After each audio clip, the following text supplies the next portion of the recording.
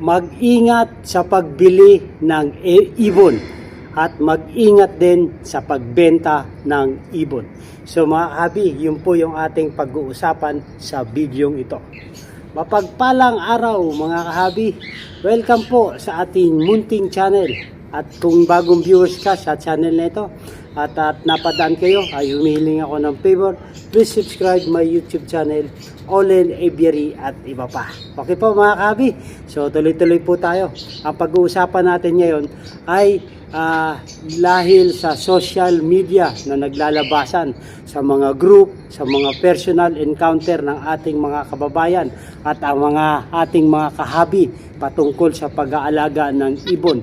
So, nagawa ko itong video na to upang mapaalalahanan ang mga bumibili ng ibon at yung mga nagbebenta ng mga ibon. Okay po? Dahil ayon sa DENR, Republic Act 9147 sa Conservation and Protection Act. Okay po? So, kailangan natin sundin, tupdin ang mga alituntunin ng DENR. Ngunit, ang topic natin ngayon ay sa pagbili ng ibon. Dahil sa social media ay marami pong mga naglalabasan na nag-o-offer ng mga mumurahing mga presyo ng mga ibon.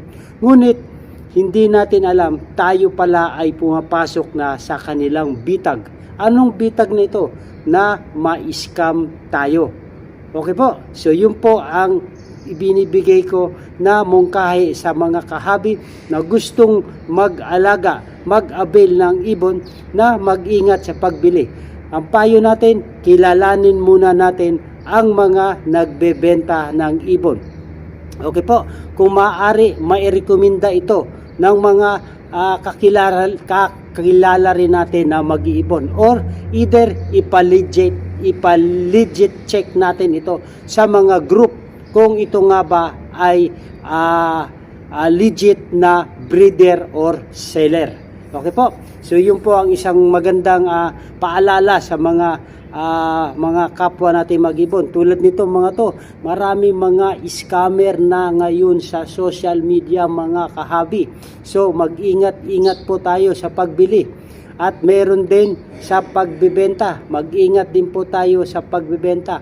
Dahil marami pong nahuhuli ron regarding sa pagbebenta. Bakit sila nahuhuli? Dahil sa illegal trading. Marami na po akong video na ipinalalabas na ang pagbebenta ng mga ipinagbabawal na mga endangered species ay pang-apat na po sa buong mundo.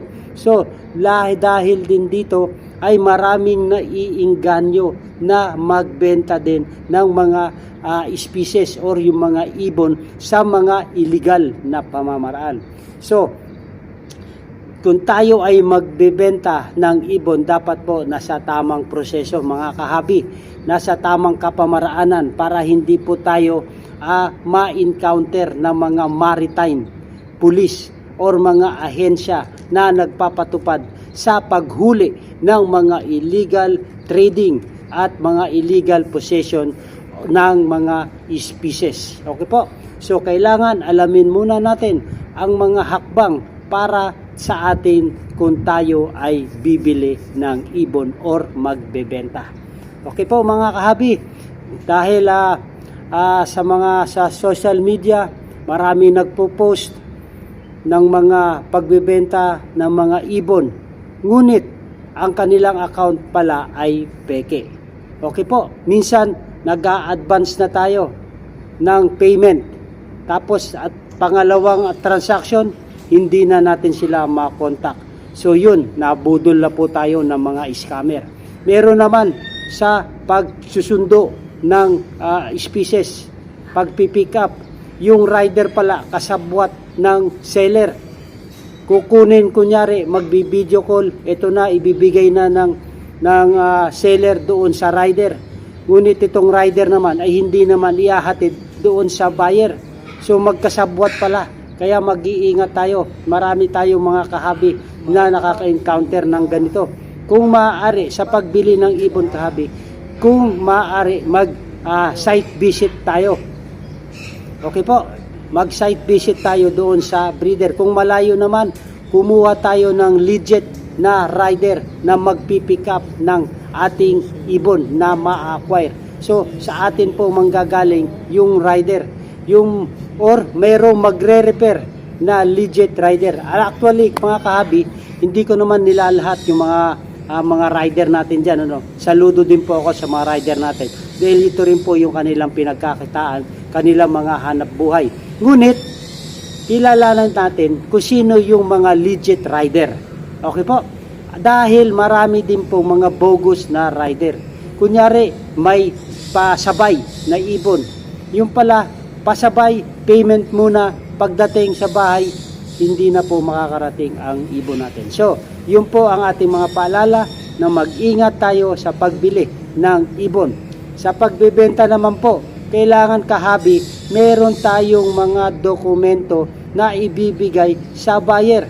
Dahil minsan, yung mga transaction natin ay taga maritime police pala. Diba kahabi? So, sino maapektuhan? Tayo. Ini-encounter na pala tayo. Sino-surveillance na pala tayo. Meron sila mga budol money. Pag nabigay na natin, ay pag naibigay na nila yung payment, budol money at natanggap na tayo. Ang kasunod yun, arestado na tayo. Kung wala po tayong mga kaukulang dokumento. So mag-ingat din po tayo sa pagbebenta. Kung plano natin inegosyo ang ibon, sa simula pa lang kahabi, gumawa na tayo ng hakbang na hindi tayo mapiperwisyo pagdating sa huli. Dahil ang pagsisisi ay laging nasa huli. Ngayon, kung kaya nating harapin ang mga consequence, kaya natin harapin kung ano mangyayari sa atin, okay, go. Pero, harapin natin yung mga consequence. Huwag na tayong aalibay na hindi natin alam yung mga proseso, yung mga dapat gawin. Lagi ako gumagawa ng content para sa mga kahabi natin na papasok sa larangan ng mag-ibon. Na mag-ingat tayo, magdoble ingat.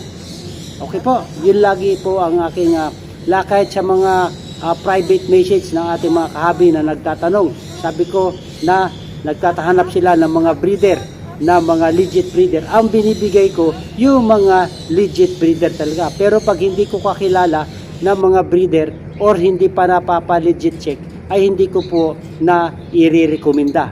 Okay po? So, yung i-recommenda natin, yung talagang tunay na legit breeder. Yung tunay na legal source. Yung tunay na makakapagbigay ng deed of acquisition.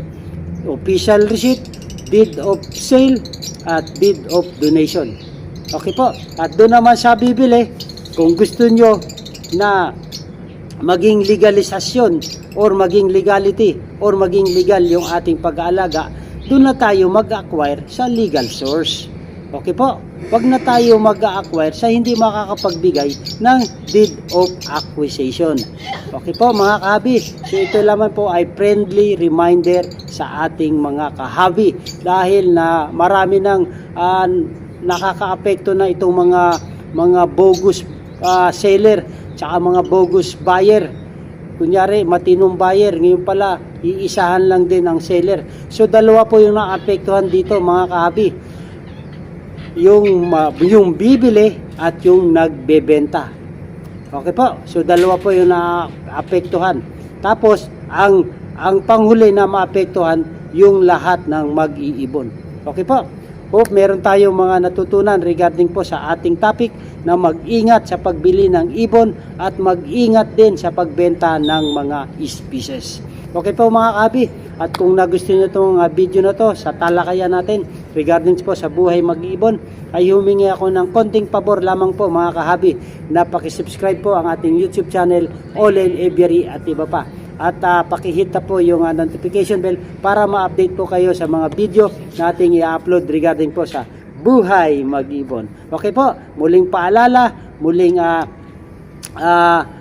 nire-remind ko sa inyo sa mga kahabi, sa social media, laga na po ang mga scammer dyan. So mag-iingat po tayo sa ating pagbibili ng ibon at sa pagbibenta ng mga ibon. Kilalanin muna natin kung sino yung ating makakatransaksyon. Maganda ang buhay pag may alagang ibon sa ating bahay. Mabuhay and God bless. Thank you for watching mga kahabi.